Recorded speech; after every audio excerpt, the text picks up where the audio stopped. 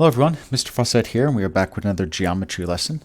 The topic of today's lesson are mid-segments of triangles. So we're going to talk about the different properties they have, and then how to apply those properties to solve a variety of different types of diagram problems. Before we get into it though, let's do a little review of a variety of topics. 4 questions here. Pause video, take a few minutes to complete them, and then join us back for a quick review. All right, so for number 1, it says find x, which is going to be the midpoint of AC. So if remember, midpoint is going to be the average of the two x coordinates and the average of the two y coordinates. So x, and we could actually write this like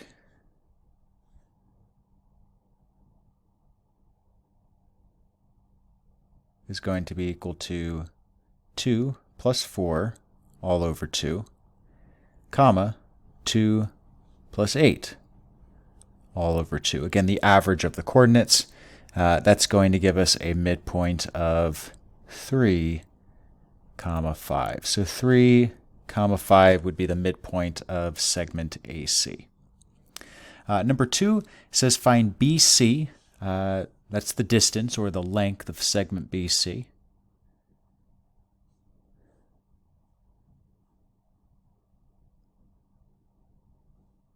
So the distance formula, we subtract the two x coordinates and then square that value, and we add it to the difference of the y coordinates squared. Run out of space here. So BC, we're going to do 4 minus 12. Those are the two x coordinates for BC. And then we have 8. Oops. Then we have 8 minus 2. If we do some simplifying, we're going to get the square root of 64 plus 36. You can see that this one's going to work out quite nicely. This is the square root of 100, which means the length of that segment is equal to 10.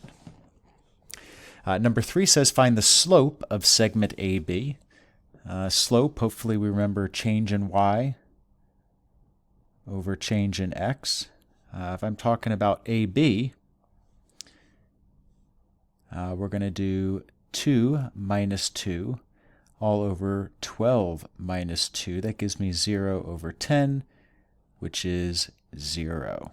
So if you try to visualize this, a line that has a slope of 0 would just be horizontal on our graph. And real quick, we could just look at these 2 points. If we're talking about A and B, we have one at 2, comma 2.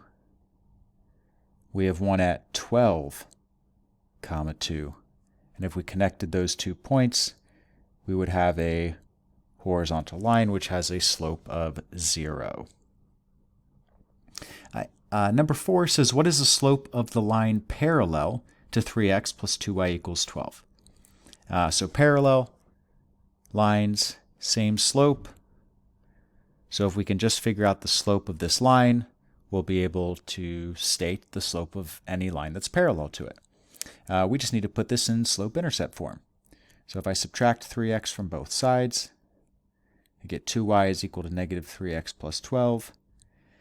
Divide both sides by 2. I get y is equal to negative 3/2 x plus 6. And that means the slope of a line parallel to this line is negative 3/2. Because again, that's the slope of the original. Any parallel line would have the same slope. Okay, let's do an activity to help us understand the triangle midsegment and its properties. Let's make this a little smaller. Okay, so it says using the triangle below and a ruler, find the midpoints of 2 sides. And again, we know what midpoint is. It's the point that splits a segment into 2 equal parts. Then we're going to connect the 2 midpoints to form a new segment. So find the midpoint of 2 different sides, doesn't matter which 2, connect those 2 points to form a segment. Then we're going to make some conjectures about the segment and the other segments of the triangle. So do the work to sketch what we call a midpoint, and then see if you can determine or make a conjecture about what properties it may have in relation to the other sides.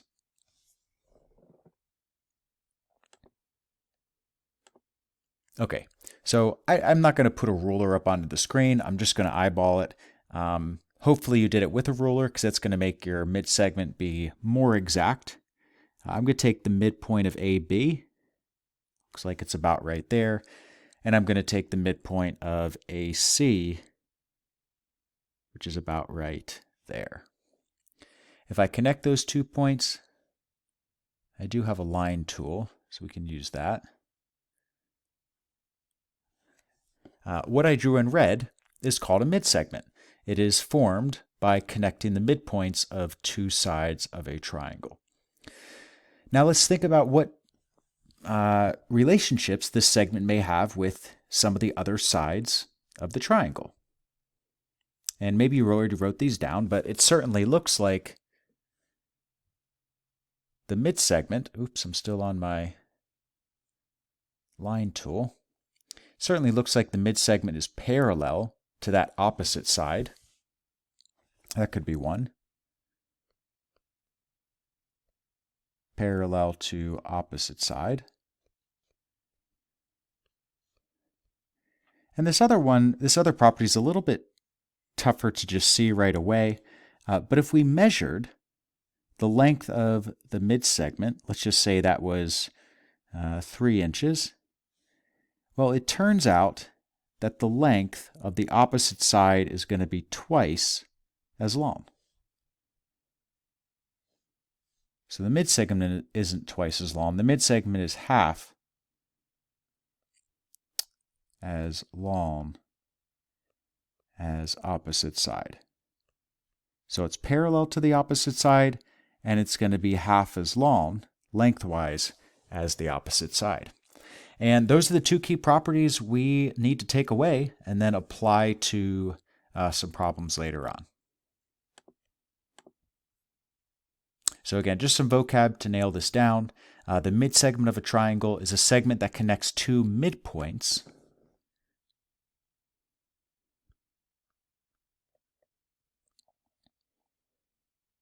Let's do that again.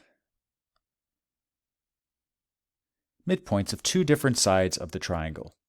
A midsegment is parallel to the opposite side, and a midsegment is half the length of the opposite side. So let's dig into some practice problems. We have 3 on this page.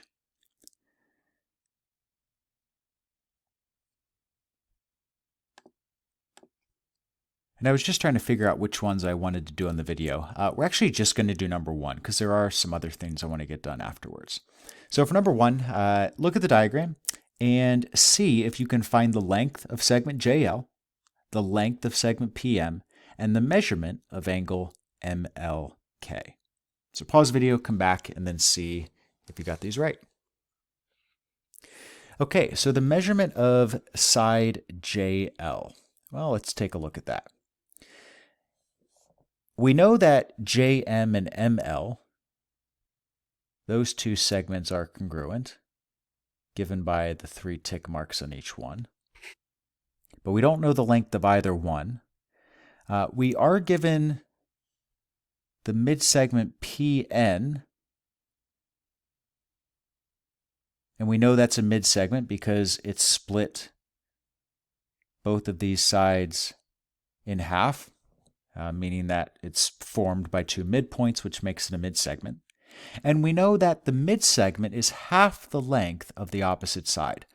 So the red side is the opposite side to the midsegment, the blue midsegment, which means the entire red side is going to be 72, or twice 36, right? 2 times 36 is 72. So the length of JL, 72. PM Well, now we're looking at, let's look at the pink midsegment. That's what we're trying to figure out. And this time we are given the length of the opposite side, the side in orange. So we know that the side in orange is 97, and we know that the pink midsegment should be half of that. So 97 divided by 2, that's going to give us 48.5. Now we're asked about the measurement of angle MLK. There's only one angle measurement given in this problem, and I'll put that arc in green. We know that this angle is equal to 102 degrees. So does it have any relationship with angle MLK, which is this angle right here? Well, let's think about the relationship between the pink and the orange segments. Right? The pink segment is a midsegment. The orange segment is the opposite side. Well, one of the properties is that, right, those segments are going to be parallel. So if I extend this line right here, and maybe actually if I erase some other things, it'll make it a bit more clear.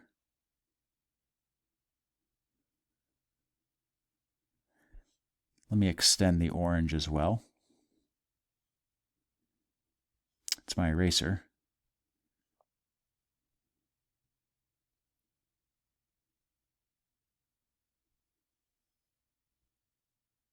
There we go.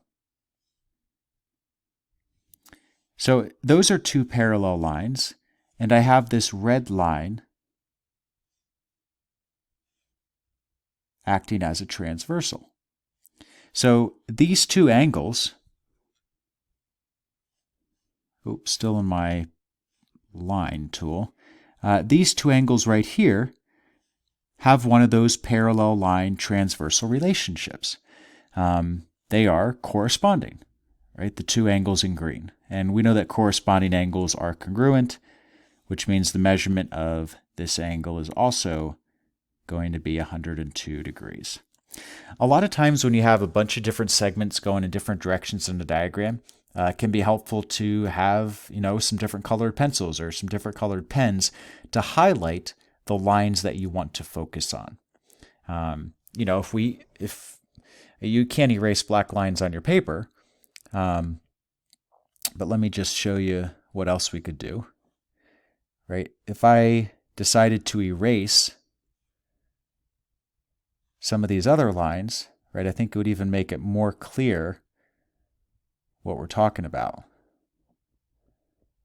Right? Those parallel lines and that transversal would jump out at us even more, right, if I erase other things that are going on. So I know you can't necessarily erase everything, but maybe you can help those lines jump out at you using different colors. Right? Now it's very clear to see those corresponding angles, right? Both angles in green. But it may not have been that clear when there was all those other lines in the diagram. Like if we go all the way back here. So just some tips and tricks to help you pull out what you need from a diagram that could be a little bit complicated.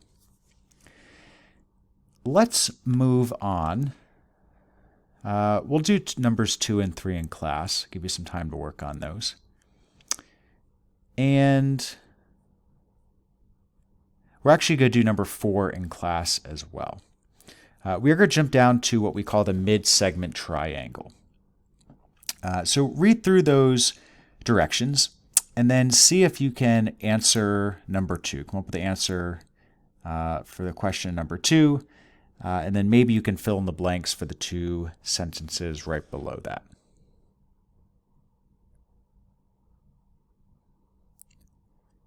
Okay, so it says, mark all the sets of congruent segments on the given triangle. You may assume that D, E, and F are the midpoints. Okay, so let's go ahead and do that. If D is a midpoint, DA and DC are congruent. If E is a midpoint, CE and EB are congruent. And if And if F is a midpoint, FB and AF are congruent. Now, we can also put some tick marks on that maroon triangle in the center.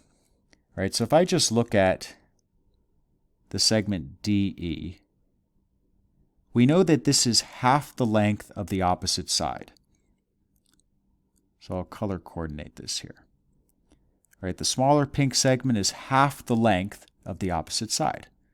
Well, if the opposite side is made up of two segments with 2 tick marks each, well, half of that would just be one segment with 2 tick marks. And that's going to work for all 3 sets of this, right? If I do this mid segment, DE, in orange, and then I look at the opposite side, well, that smaller orange segment is going to be 3 tick marks because it's half of the larger segment, which is made up of 2 segments with 3 tick marks. And the same thing for that other mid segment. It's going to have 1 tick mark. So now we have all of our tick marks labeled. Let me get rid of this extra coloring for now. And number 2 says, what do you notice about all of the smaller triangles? Well, let me just highlight these real quick. Let's do a lime green. We can do a red.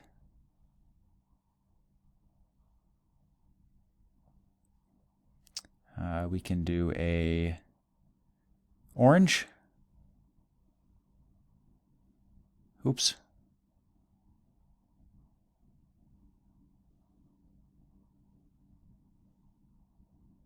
Orange is probably definitely the worst there. And let's do a black right in the center. So if we look at all 4 of those triangles, well, each triangle has 3 different sides, right? It has a side with 1 tick mark, 2 tick marks, and 3 tick marks. And if we think back to Unit 4 and our triangle congruency criteria, well, all 4 of these triangles are congruent. So they are all congruent by side, side, side. Right? If 3 sets of sides of 2 triangles are congruent, 2 or more, right? In this case, we have 4, then the triangles are congruent to one another. So if we look down below, the 3 mid-segments of a triangle will split the large triangle into 4 congruent smaller triangles. The triangles are congruent because of SSS. So again, this may open up some different properties when we're trying to figure out different measurements or angles in a diagram problem, if we are given 1 or more mid-segments. In this case, when we're given all 3, we end up having 4 congruent triangles. But maybe if we were just given 2 mid-segments, well, we would have 2 congruent triangles, right? Let's say I was just given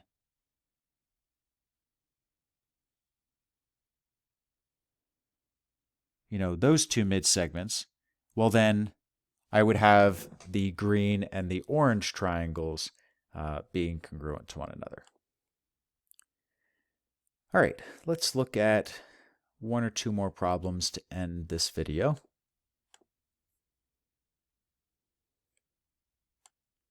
And we're just going to look at the first diagram and answer questions 1 and 2. So first thing we have to do is mark all the sets of congruent sides on the diagram. We can assume that DEF is the midsegment. Triangle DEF is the midsegment triangle. I put another parenthesis there. And then we're going to write the congruency statement for all of the smaller triangles in the diagram. So essentially, your statement needs to look like this. Triangle something, something, something is congruent to another triangle, which is congruent to another triangle, which is congruent to a 4th and final triangle. So you're going to have a 4 triangle congruency statement here. But fill in the diagram with tick marks, then try to put that statement together. Join us for one more round of discussion, and then we will be out of here. Okay, if we know that that middle triangle is the mid-segment triangle, then we know that D, E, and F are all midpoints. So I can start just filling in these sides, because the midpoints split those sides into two congruent pieces. And then I can look at the I can look at the mid-segments that are opposite of certain sides. So DF, right, that's going to be opposite of YX, which means it's going to be half the length, so we get one tick mark. I know we've run through this up above, but it doesn't hurt to review.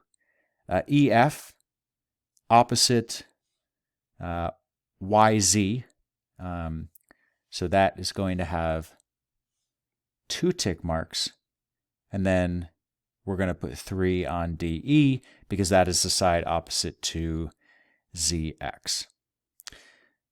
Okay, now we need to think about what our 4 triangles are.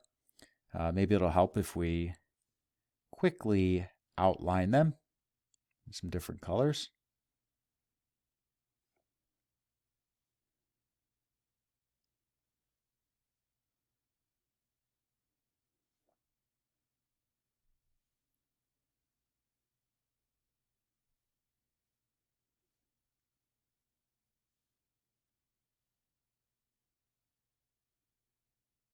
Okay, so several ways you may have tried to do this. You may have tried to do one triangle at a time. You may have tried to do one letter for each triangle at a time. I think it's probably easier to do one triangle at a time. So I'm just going to pick a random order for the red triangle. So we're going to go Y, E, D. Now, for the purple triangle, switch my color here. So I started with YE for the red triangle. So I was going from, that is the side with 1 tick mark. And then, or I guess, let me rephrase that. It is the side with 1 tick mark, but that doesn't tell me in what order I should do the letters, right? Because DF on our diagram is the side with 1 tick mark for the purple. But it doesn't tell us whether I should do FD or DF, right? For that, I've got to look at something a little different. So if I look at the Y for my red triangle, that is the vertex of sides with 1 tick mark and 2 tick marks. So when I look at my purple, I'm looking for the vertex between the side with 1 tick mark and 2 tick marks, and that's D. Then if I go back to my red triangle, E is the vertex between the sides with 1 tick mark and 3 tick marks, which corresponds with F in the purple triangle, right? F is between the sides with 1 tick mark and 3 tick marks. Well, then there's only one option left. It's vertex Z, which is between the 2 and 3 tick mark sides, which makes sense because D for the red triangle is also between the 2 and the 3 tick mark sides. And I'm just going to continue that process for these other triangles. I'm just going to color coordinate here. So for blue, the vertex between the 1 and the 2 tick marks would be F. The vertex between the 1 and the 3 tick marks would be D. And then I've got to go with E between the 2 and the 3. For the lime green,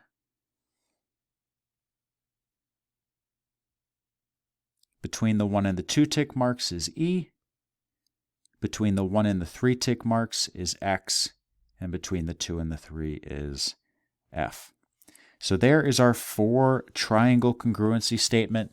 Again, the mid-segment triangle, when you connect all 3 of those mid-segments, it's going to form 4 congruent triangles. Okay, that's where we're going to end for this video. As always, I look forward to seeing you next time, but until then, enjoy the rest of your day.